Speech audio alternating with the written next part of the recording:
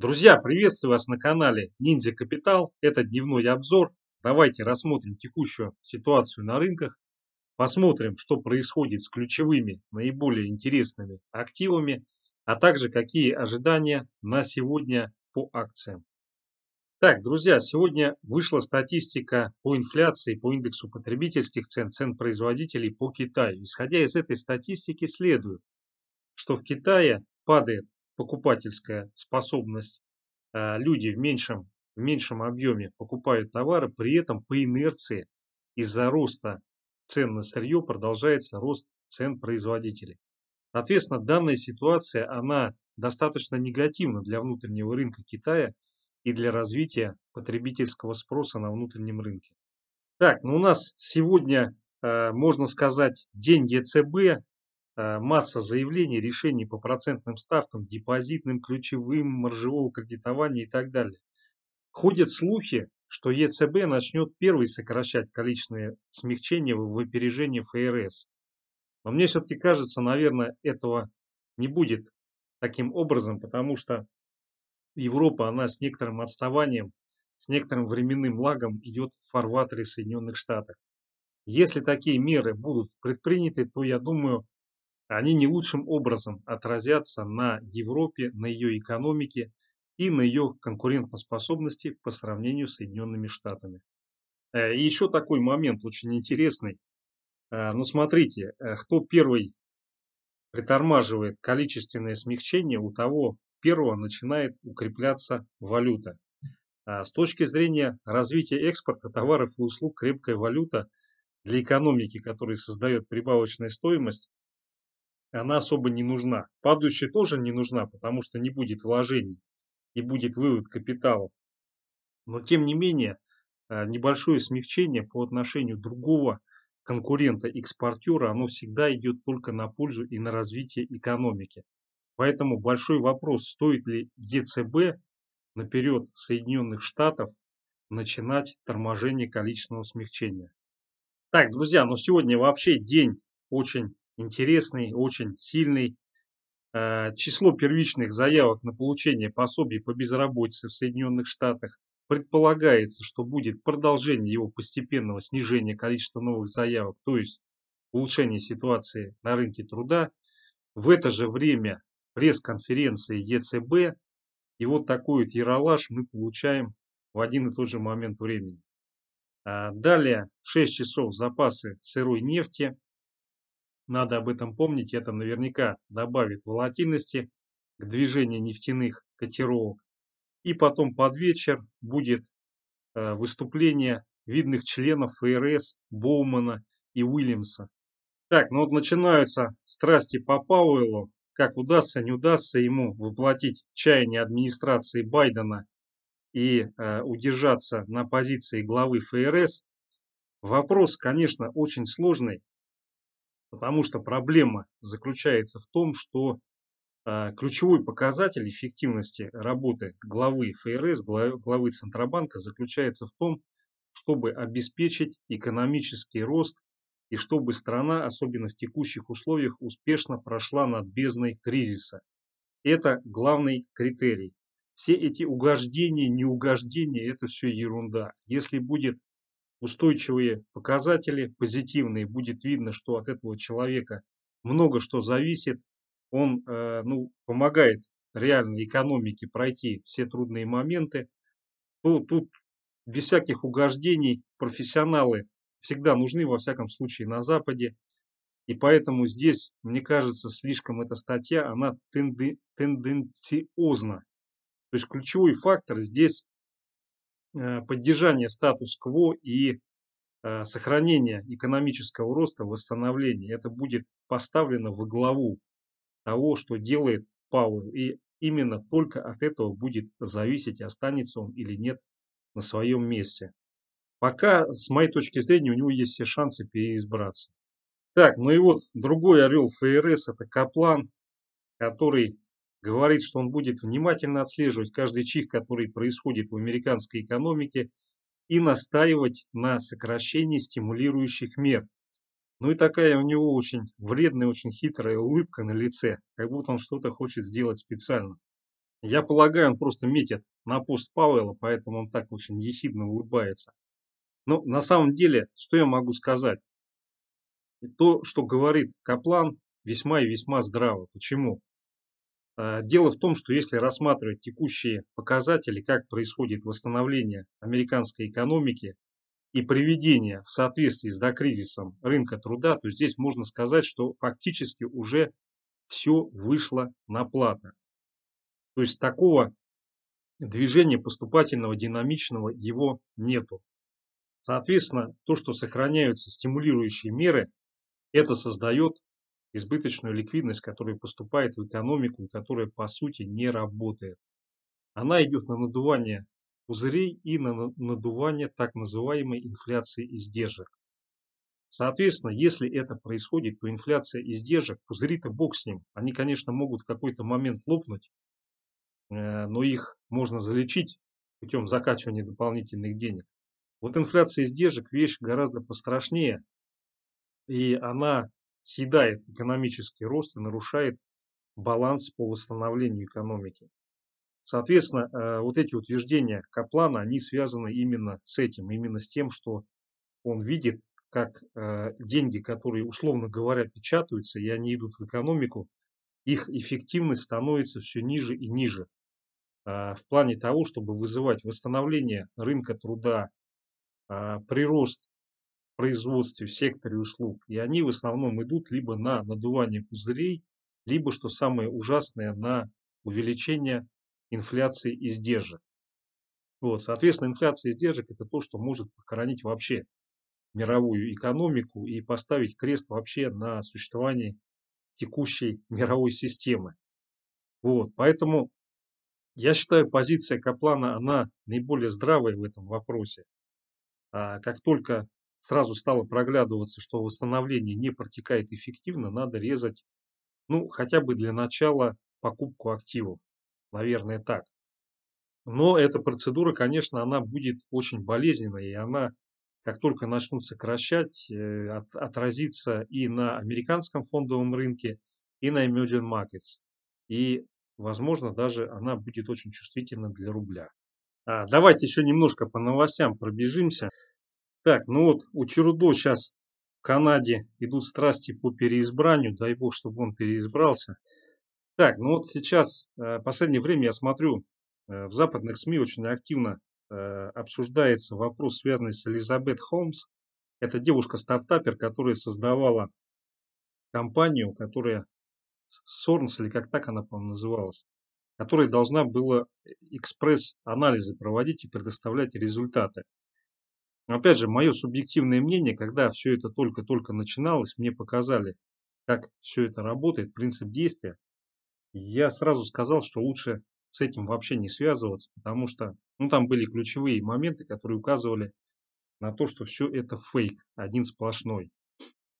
И на мой взгляд, ее как бы еще тогда, на тот момент, когда все были очарованы, бегали вокруг нее, нельзя ни в коем случае было ставить в один ряд с такими людьми, как Ричард Брэнсон или Илон Маск, потому что когда, скажем так, человек вышел из достаточно ну, несостоятельной, а как-то высокопоставленной семьи, когда он там привлекает американских президентов для рекламы своих товаров и услуг, это уже наталкивает на мысль, что это какая-то либо пирамида, либо что-то не очень чистое.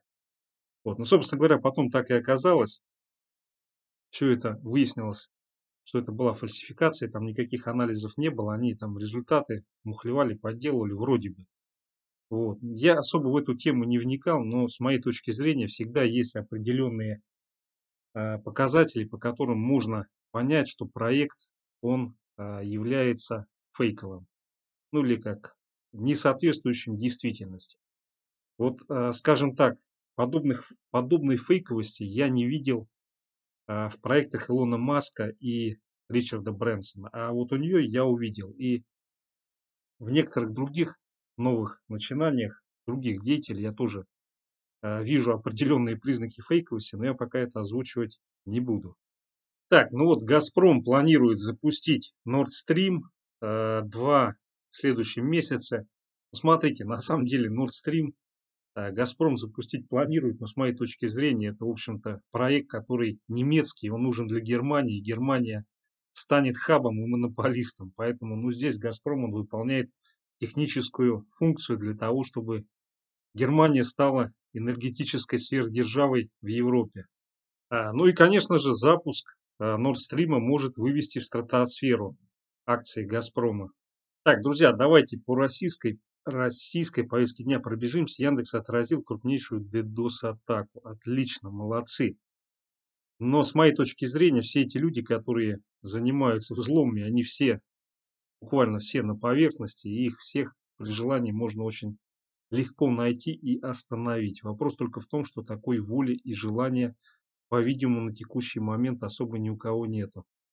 Так, вот интересный момент.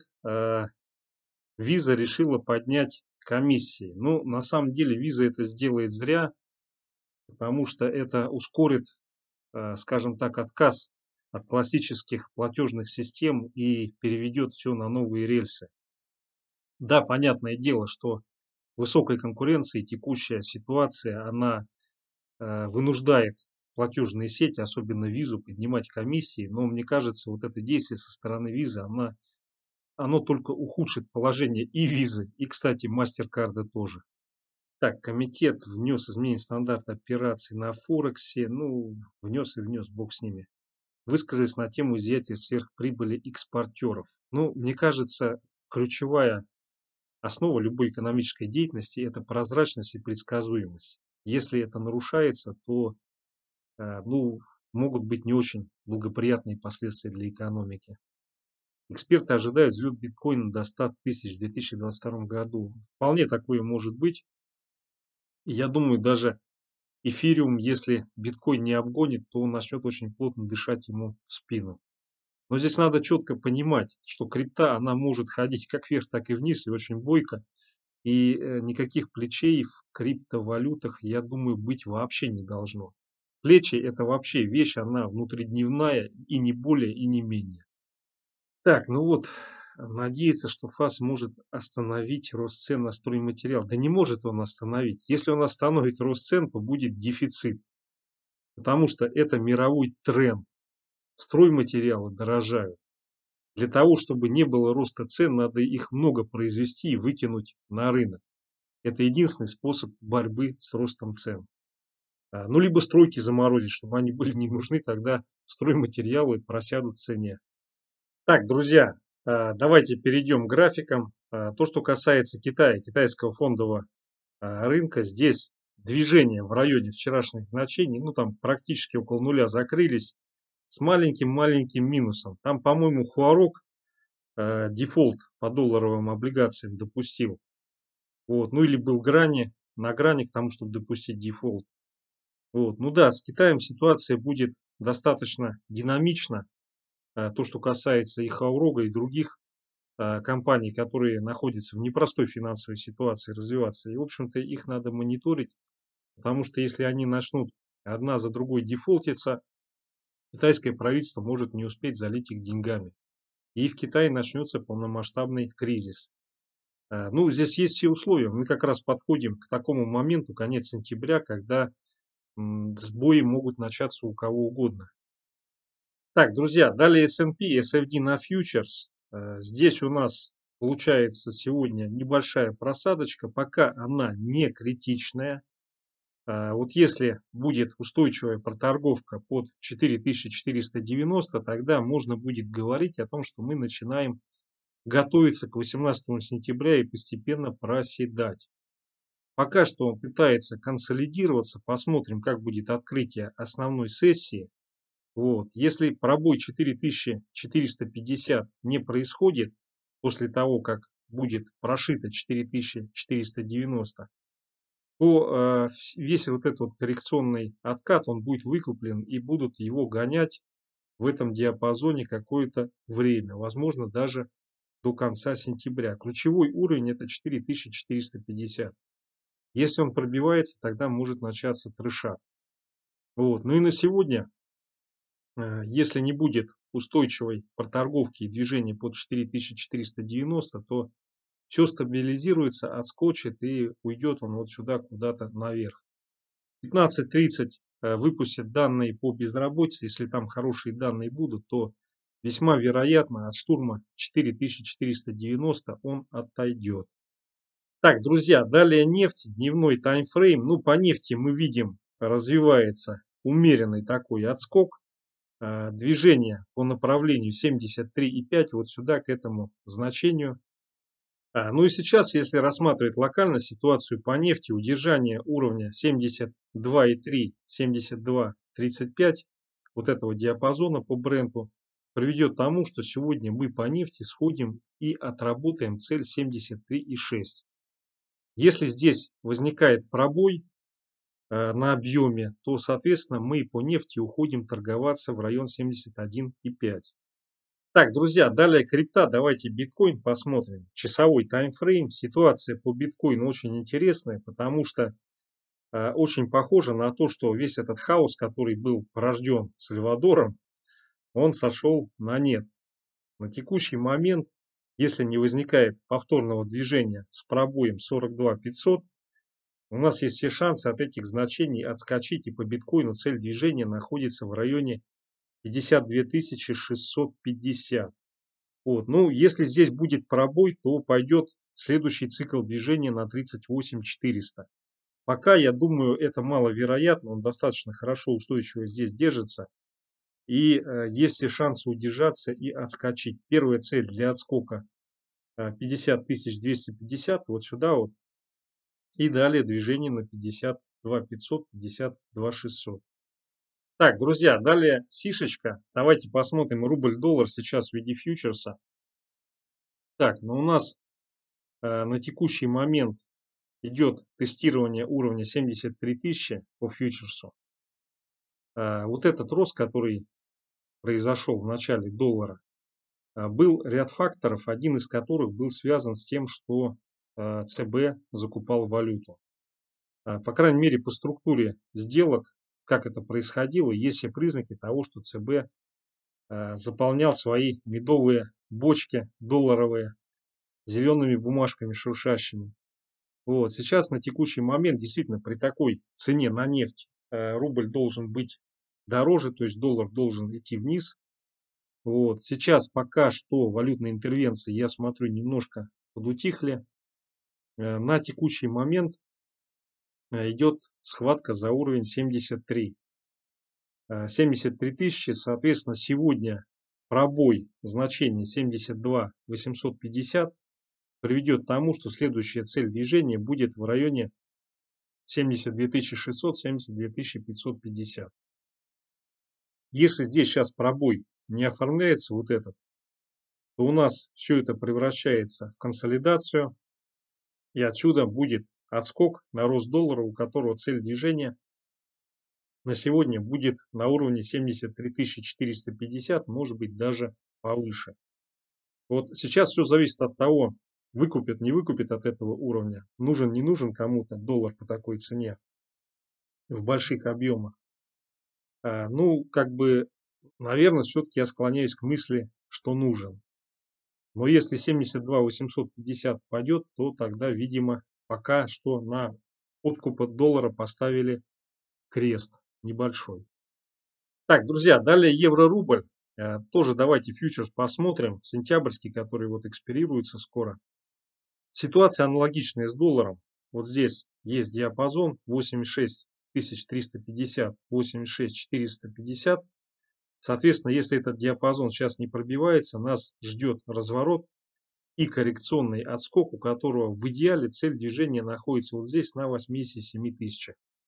Если здесь все-таки сейчас оформляется пробой, то нас ждет укрепление рубля против евро. Цель движения будет находиться в районе 86 250. Так, друзья, далее фьючерс на индекс РТС, ришечка. Вот идут танцы в районе 172 500. На что хотел обратить внимание. Как-то вот отскоки без особого огня проходят очень вяло. Когда отскоки проходят без особого огня, это говорит о том, что вот-вот уже скоро что-то будет пробито и пойдет вниз. На текущий момент, вот прямо сейчас, я бы на это ставку не делал. С моей точки зрения, если сегодня, сейчас пробития 171 тысячи, 170 1850 не будет, то нас ждет отсюда движение, цель которого тестирование верхней крышечки 173 850. Вот сюда вот. Если все-таки мы здесь пробой делаем, то нас ждет коррекционный откат и движение на 168 тысяч. Цикл движения наверх он пока не закончен, но здесь как-то очень вяло все это развивается.